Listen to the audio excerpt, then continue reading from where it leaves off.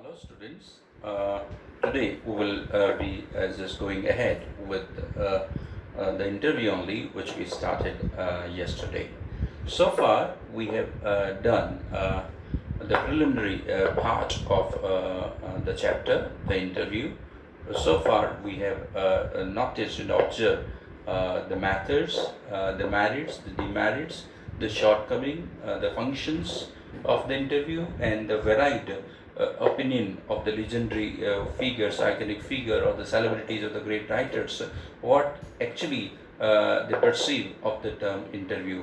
They have made their opinion open or public, what was actually they thought actually about the term interview. Let us resume the journey. Last explanation was related to Rudyard Kipling, or before that, let me make a recap of the previous part again. First of all, we must be aware what do you mean by interview. Interview, the term can be best defined as it is a structured communication where a participant puts some question and the other one gives answer or provide answer to those queries, to the questions put up from him there. It can be in the local, you can say province, local province, we can define it in this manner also, that it is a one-on-one communication, face-to-face communication there between two, can be termed as an interview. Let us resume the journey. From where, let me check it out. Afterwards, much satisfaction, that was interview of that. Lewis Carroll was going on. Would his sorrow being lionized which made him thus repelled would be acquaintances, interviewer, and the persistent petitioners for his autograph, and he would afterwards relate the stories of his success in silencing, avoiding such people with much satisfaction, amusement, and you over. Now, Lewis Carroll never was there in the favor of interview there. He always oppressed it, opposed it, resisted it. He didn't like it at all there. And many times the people who were his friends, who were his kins or kits or relatives there, okay, they wanted to cash the popularity, the connection, the relation with Lewis Carroll, but he never allowed them to do so there. Many times his fans came to him. He was an iconic writer indeed.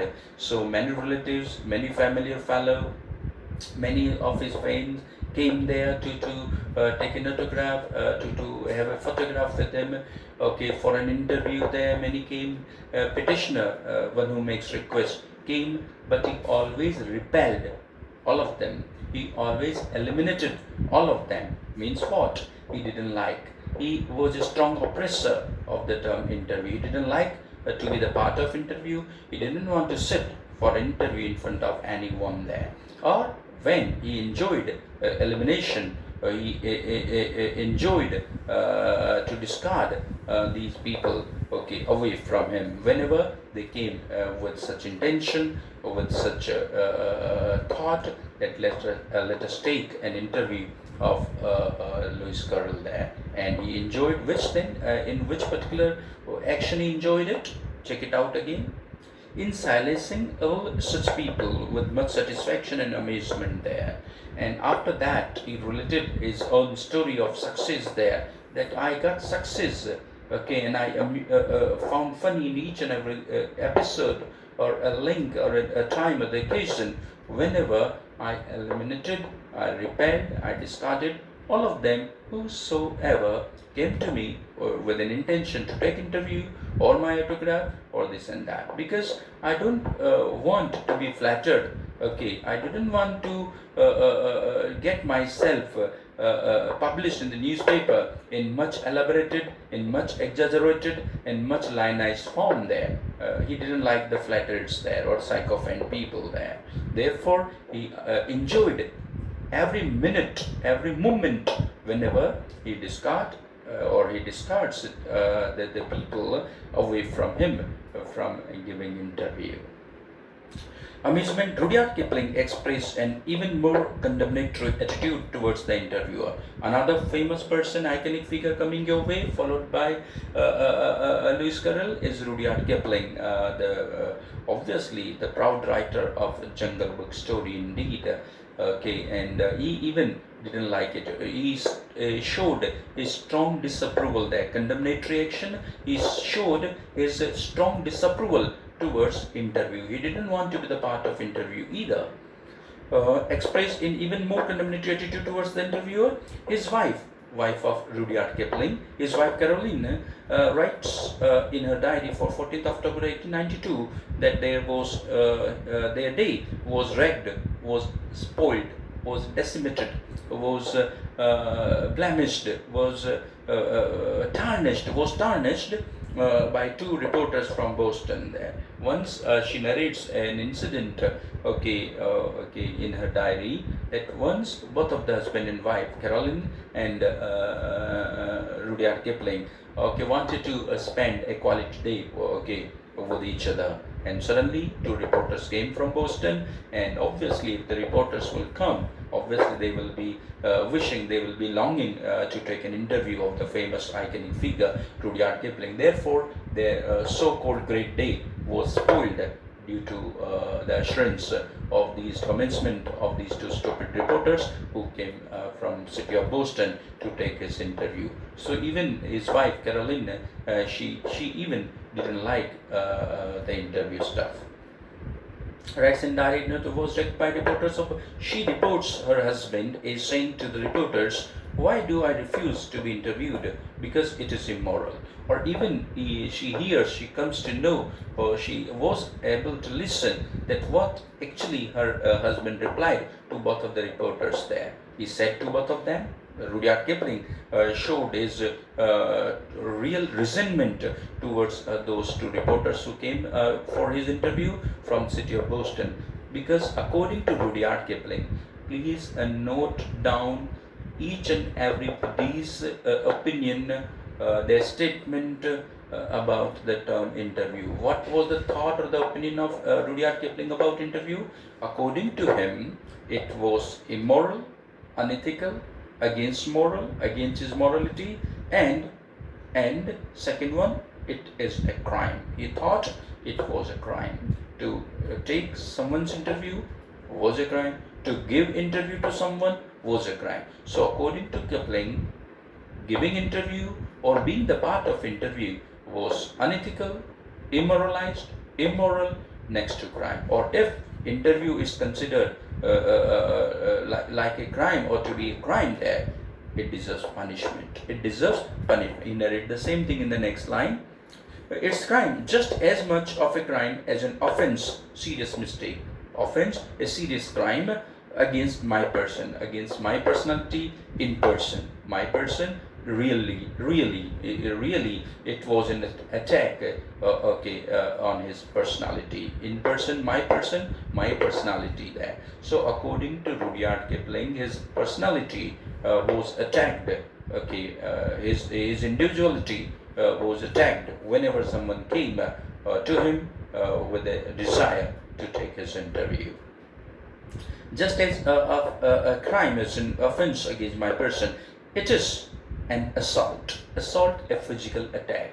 Assault, a physical attack on Rudyard Kipling if somebody came to him for an interview with a desire to take in his interview, and just as much merits punishment. Or because it is an attack, it is a physical assault, it is a physical attack, it is an next to crime, it is an unethical thing. So obviously if somebody is committing such a crime, such an offense, deserves punishment. Merits punishment, deserves punishment. So according to Rudyard Kipling, an interviewer deserves a punishment since he considers the term interview as a crime, as an assault, as a physical attack. Assault, physical attack. It is cowardly and vile act. He continues forward. He didn't stop there either.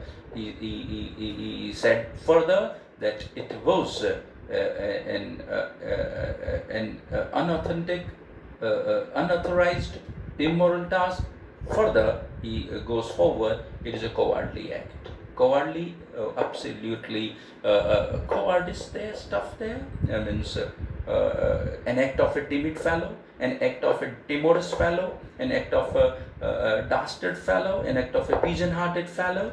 Okay, a daring person, a brave person would not go for an interview. He wants to say that. It is a while extremely unpleasant task. While extremely unpleasant task interview is, according to Rudyard Kipling.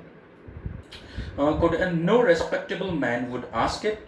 No respectable person would become an interviewer, and much less give it, and much less than that would be an interview. So according to Kipling, both the interviewer and interviewee, if they are respected men, if they are respectable people, persons, they won't agree either to take interview or to give interview. Both are in the opinion that it is an heinous task, it is a nemesis there. They didn't like it. They didn't like it. Punishment, it is cowardly. Yet Kipling had himself perpetrated. Example is better than precept. Kipling continuously, what we can say, condemning or criticizing the term interview, and after some years he himself was found guilty of committing the same offense there. And what was the same offense he committed? He took an interview of someone. Perpetrated, carried out, performed. Perpetrated, carried out, performed. Performed such an assault, such a physical attack on whom? On Mark Twain, a famous writer, very much popular for his Tom Sawyer, very much popular for his Tom Sawyer, the book. Mark Twain, only a few years before, H.G. Wells, in an interview in 1894, referred to the interviewing ordeal. Now, Mark Twain was interviewed by Mr. Rudyard Kipling, though he himself didn't like the term interview, but still he perpetrated the same crime, which was been criticized by him many times before. Another famous person is coming your way, that is H.G. Wells. H.G. Wells, you might have heard for his famous The Invisible Man, okay, the famous novelist and essay writer also. He is an interviewing ordeal there. According to H.G. Wells, interview was a severe, tough task there, tough examination. Ordeal, a severe penance, P-E-N-A-N-C-E there, a tough exam, a tough trial, a tough test, not so easy there, a great difficulty, a great impediment there. Ordeal, a tough task, a tough test, a tough trial, a severe test, we can call it. Interview, and 40 years later found himself interviewing Joseph Stalin there. He too was an oppressor of the interview, but he himself was found guilty of committing the same crime like Rudyard Kipling did that. Now, he took once the interview of Joseph Stalin, a famous Russian revolutionary and a great political organizer, Stalin was, and followed by Saul Bellow. He too was interviewed by Mr. Mark Twain, though he didn't like H.G. Wells, who didn't like to give interview, even he was found guilty to take interview. Sam Bellow interviewed on several occasions, nevertheless once described interviews as being like thumbprints on his windpipe there. H.G. Wells thought that giving interview, if somebody is coming to him, for interview purpose there, he will be taking that thing as a thumbprint on his windpipe there. Thumbprint on windpipe signifies what? That the person, H.G. Wells, while giving interview, he thought himself choked, blocked, suffocated, absolutely suffocated from here. Means he didn't feel at ease while giving interview. He compares that thing, that the interviewer was having his thumbprint, his thumb, his finger on his windpipe, made him suffocating, made him choked, made him blocked. He could not breathe properly like that. Windpipe, yes, despite the demerits, Disadvantages, drawbacks of the interview. It is a supremely serviceable medium of communication. Please underline this line. It is the first time we are witnessing something at least came in the favor of interview, the term there. According to him, interview is the supremely the best, supremely of first rated, supremely very impressive, imposing, supremely serviceable, usable medium, the via of communication. There is no other term, there is no other action, there is no other task, there is no other way. Compete with interview when it comes to communication. It is undoubtedly, indomitably the best way for communication between two generally. These days, more than at any other time, our most vivid impressions of our contemporaries are through interview only. Vivid, crystal clear to our understanding there. And he further goes there and makes it clear that if we wish to know something about our contemporaries, the people of our era, the famous celebrities of our era, the iconic figure of our era, if we wish to know about them, which is the best way to know about that? Obviously, their interviews. When the famous people are interviewed, you must have heard, you must have seen, Coffee with Karan, where he interviews almost all the iconic figure of the country India, let it be from the sports fraternity or the Bollywood or the political arena. Generally, the sports star and the Bollywood stars are interviewed by him, and obviously we come to know some bizarre fact, some unknown facts, some unseen scene we are able to witness during the course of interview. So, interview is the best way to know something about our contemporary iconic figure. He said so. Interviews. Dennis Bryan has written almost everything of moment reaches us through one man asking question of another. Because of this, the interviewer holds a position of unprecedented power and influence there. You see, this is the second benefit or the advantage or the merit of the interview. On the spot, instantly, we come to know about a person when the interview is going on. Dennis Bryan has written almost everything of moment reaches us. When we are witnessing, we are watching an interview, the moment the interviewee reveals some startling facts, secrets about his life there, obviously, instantly we come to know about that, which so far were unknown to us, suddenly came to our notice there. Reaches through one man asking question. It is the procedure of interview. One man is questioning, and other one, the interviewee, is giving reply or the responses to his queries or questions. Because of this, the interviewer holds. Interviewer, you see, obviously the interviewee may be an iconic or a superstar stuff there, but even he gives license to the interviewer to ask the question, though in a limited zone, in a limited domain, though he is not supposed to intrude the limitations, though, but still he gives the license rights to the interviewer to ask a certain type of questions. Or obviously the power of the interviewer obviously is very much unprecedented, which never happened before, which never happened before there. Such power is felt by an interviewer when he interviews some superstars or some iconic figure or the famous personality or the celebrities indeed.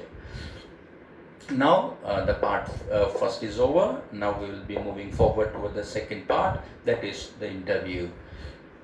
I am a professor who writes novels on Sundays, Umberto Eco. Umberto Eco was an infamous writer and didn't get that much popularity in the initial part of his life. But once he wrote his first novel, he was a professor, really. He was a man from academics only, but soon turned to writing stories or the fictions, or eventually he wrote the novel, and he made his debut in the field of novels by writing a gem and a 24-karat gold stuff, that was The Name of the Rose. The Name of the Rose, the novel, the first novel written by Umberto Eco, oh my God, attracted the attention, the imagination wrapped up of each and every person there. Almost 10 million copies of the name of the rose were sold in those days when it was published there. So, though he wasn't a popular figure in the society, but after publishing the name of the rose, after writing the name of the rose, yes, he was the talk of the town indeed. Now, a reporter from the Hindu, Mukund Padmanabhan, is going to Mr. Ambedkar's home and to take his interview. Let us see what happens between them. I'm a professor who writes novel of Sundays, Ambedkar.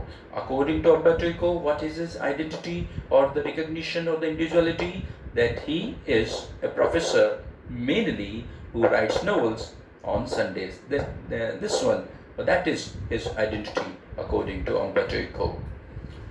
The following is an extract example from an interview of Ambedkar. The interviewer is Mukund Padmanabhan, and who is Mukund Padmanabhan? He is a reporter. He is a paparazzi. He is a journalist from the famous newspaper, The Hindu. Ambedkar, a professor at the University of Bologna in Italy, had already acquired a formidable, very much impressive there, formidable, very large, very huge personality. Ambedkar is. Reputation image is great of that fellow. As a scholar, as a man of academics, he is a famous person and has got a formidable position in academic field for his ideas on semiotics there. So his ideas on semiotics, he became a popular figure in the society, especially in academic society. What do you mean by semiotics there? Semiotics, the study of sign and symbol. Study of sign and symbol. Sign or symbol means while traffic signals, the traffic sign or symbol, you might have seen many sign and symbol of traffic there, or it can be audio, it can be visual, or it can be related to emojis also. So any sign or symbol that speaks something about is called semiotics there. Study of such sign, such symbols are known as semiotics. Another word for semiotics, we can take it semiology, semiosis, semiology, and semiotics. Study of sign and symbol. And Ambedkar was the master at that. Semiotics, the study of sign and symbol. Literary interpretation and medieval aesthetics there. Aesthetics, the general definition of beauty and romance. Aesthetics, the general definition of beauty and romance. Medieval era, middle era. Medieval age, ancient age, obviously, the medieval era he wrote on. Check it out again. Semiotics, the study of sign. Literary interpretation, he also did many interpretation, exposition, explanation of many literary stuff also. So he was a great interpreter, he was a great expositioner, he was a great person who makes a lot of explanation of the very literary works by different people, different literary geniuses. And medieval aesthetics there. He also interpreted many things about medieval, of middle era, of middle age, of ancient time, of the aesthetics.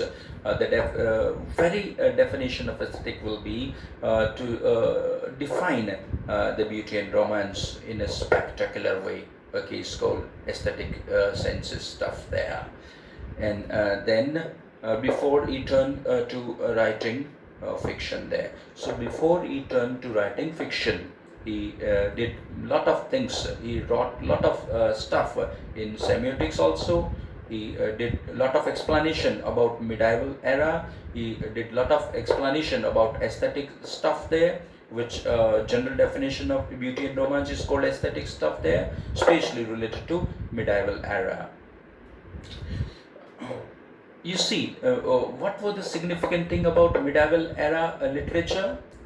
It was, please do write, what was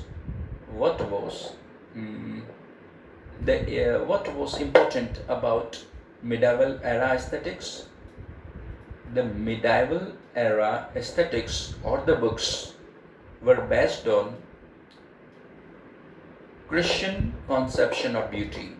Christian, a community. Christian concept of beauty. The medieval era literature and aesthetic literature were based on, and he made a lot of interpretation of those books based on this theme, based on this genre. Medieval, literary fiction, academic text.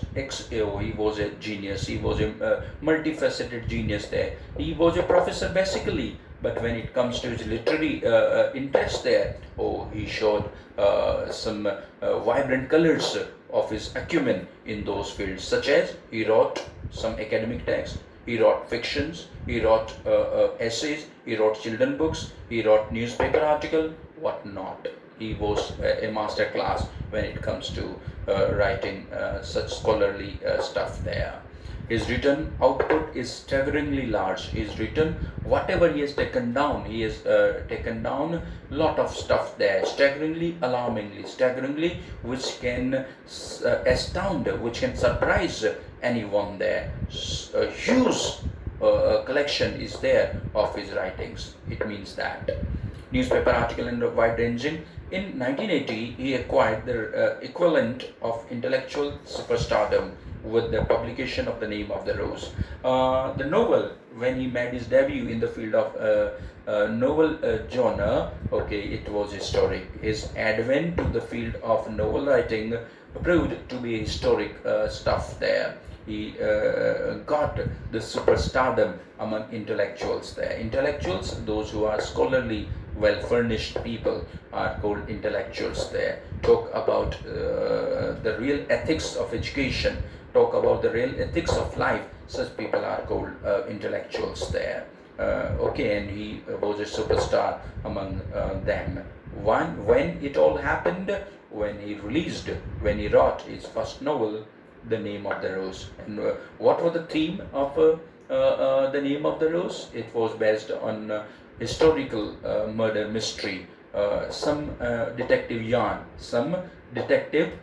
stuff it was. Some mystery was there, some murder was there, historical stuff it was, and some detective stuff was also there. Therefore, it gained a great name and fame, or the popularity and position, and after its release, he too was an iconic figure, especially among intellectuals, especially among scholars there. And how many copies were sold of The Name of the Rose, written by Umberto Eco? Almost 10 millions. 10 millions copies were sold all over the world of the famous novel. Though it was his debut in the field of novel genre or novel domain, novel realm, but it was a great success, huge success it was there. 10 million copies of The Name of the Rose were sold globally.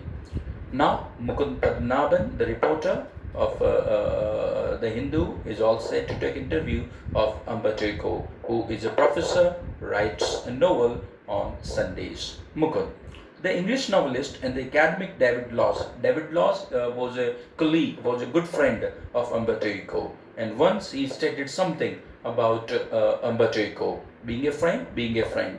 He said to someone that, David Laws stated somewhere that, I can't understand, David Laws cannot understand how one man, how Umberto Eco can do all the things. All the things refers to all those academic outputs which he generated out of his skills, out of his artistic acumen, that he wrote essays also, he wrote poems also, he wrote literary interpretation also, he wrote novels also, what not he wrote there like that. So how one person, he was surprised, he was flabbergasted, David Laws, that how one person can be such a multi-talented person there. He once remarked that. He does, Umberto Eco does. Umberto Eco replies to this query, maybe I give the impression of doing many things, but in the end I am convinced that I am always doing the same thing. Really humble, showing his humbleness here, moderate approach being shown by Umberto Eco. He was really not feeling proud on that. On a humble note, he said that, no, it may be misinterpretation there. If somebody asks me what I do, obviously I keep doing one thing. I'm a writer, I'm a scholar, and whenever I do something about the academic part, it is writing all the way through. Whether it is writing essays, writing stories, writing fiction, writing text, writing essays, writing novels, the common thing is that writing all the way through there. So I do write only, whether it is an essay or a fiction or a text, doesn't matter. People may think that I'm a multifaceted genius, I write this, I write that, but to me, I write the same thing. That is writing scholar stuff there. And Mukund asked, okay, the same thing, then which is the same thing? Let me know that thing, Mr. Ambadeko. Which particular thing you commonly do? Ambadeko, now that is more difficult to explain, that is more difficult to answer. What I write there, okay, which is the particular thing I keep doing at the same time, all the time, that is a lot tougher for me to explain there. I have some philosophical interest and pursue them, follow them through my academic work. Academic work refers to writing text, writing fiction, writing novels, writing essays, academic works and my novels. Even my books for children are about non-violence and peace there. So every person in the world has got his own unique philosophy towards life and towards world there. And he too has a unique philosophy towards the world, towards his life. He doesn't he doesn't believe in non-violence there. His novels, his stories about children his stories or the novels or the fictions are based on children, their innocence, the peace and non-violence there. This shows the philosophy. The philosophy of Mr. Ambadeko is hinged on children, their innocence, peace and non-violence there. If it is asked there, what is the philosophy of Ambadeko towards life? Yes, his philosophy towards life is very simple and straight, that he thinks, he writes upon the issues like topics like children, their innocence, their heavenly bliss, the peace and non-violence there. Even my books for children are about non-violence and peace. You see the same bunch of ethical, philosophical interest there. So is most of the writing, major part of his writing, based on the certain theme of peace, non-violence and children. This shows that this shows his philosophy towards life, where he is inclined to. And then I have a secret. Did you know what will happen if you eliminate, remove? Eliminate, remove or repel the empty spaces from the universe? Eliminate the empty spaces in all the atoms. Obviously, universe is made up of atoms there, and atoms may be made up of some neurons there, some small things there. The universe will become as big as my fist there. So he's making it some philosophy go there. He's making it clear that if we remove this empty part of the world around us in the universe there, the size of the universe will be as big as he can take the entire world in his fist there. And he uses those gaps, those interstices there.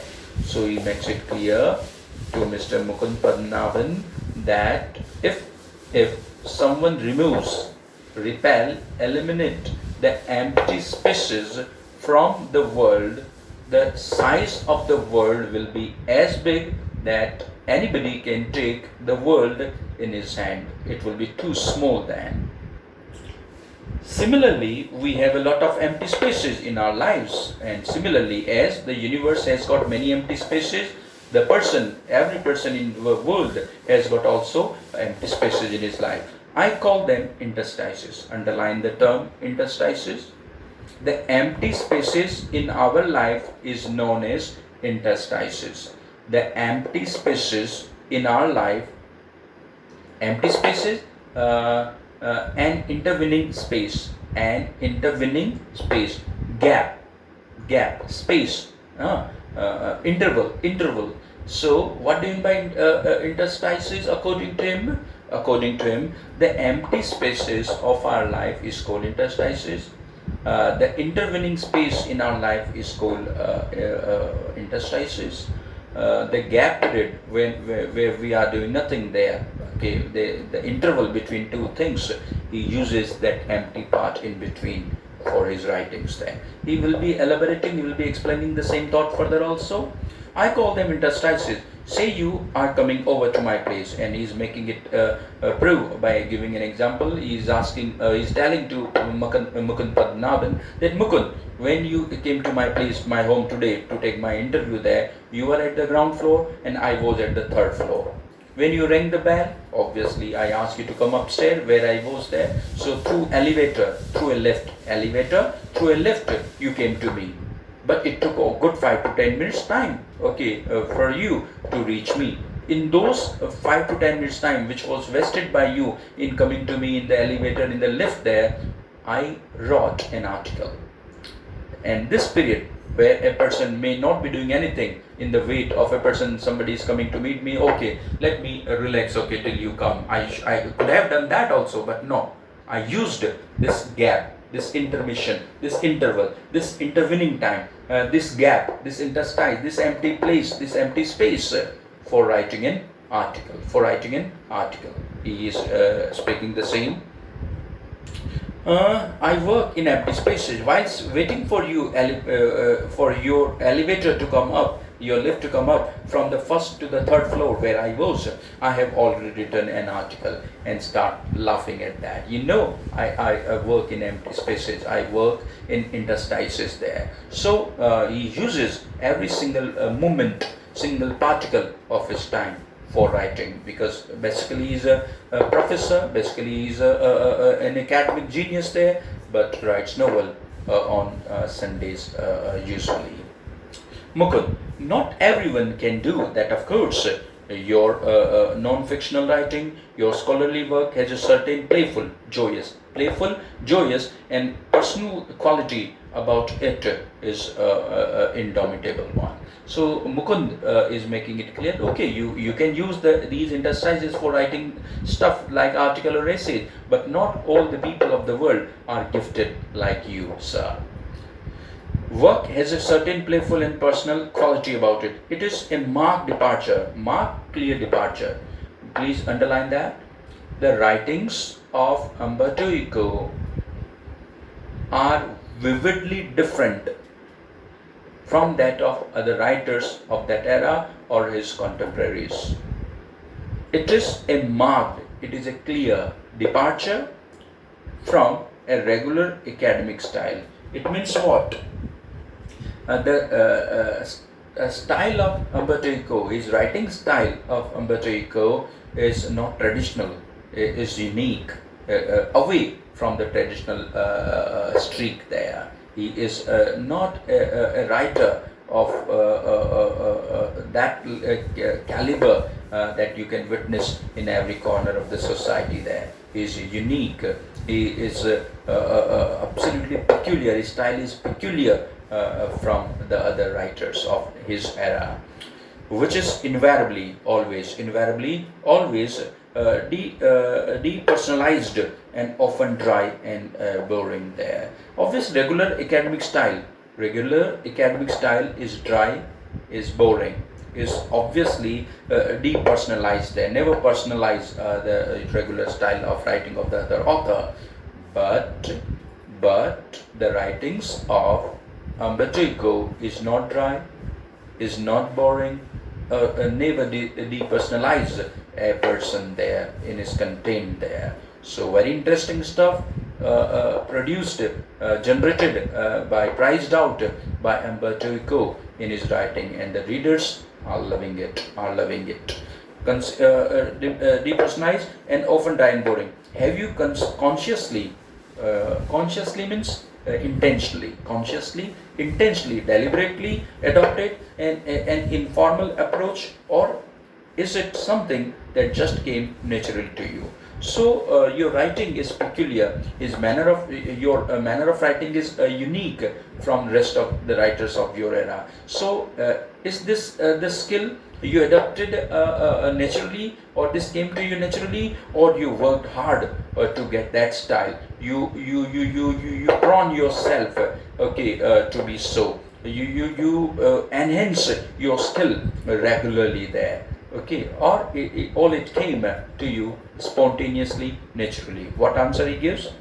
Umberto. When I presented my first doctoral desertion thesis, okay, obviously doctorate when Umberto Eco was a doctorate person there. Dr. Umberto Eco, his good name is there. Or when you must be knowing, if somebody is becoming or wants to become a professor, he has to do his or her PhD down there. So when he was preparing his dissertation, thesis, research work, in which he was supposed to complete his doctorate dissertation in Italy, one of the professors said, scholars learn a lot of a certain subject, then they make a lot of false hypotheses there. Hypothesis, some imaginary stuff. Hypothesis, some imaginary writings there, some imaginary occupations there.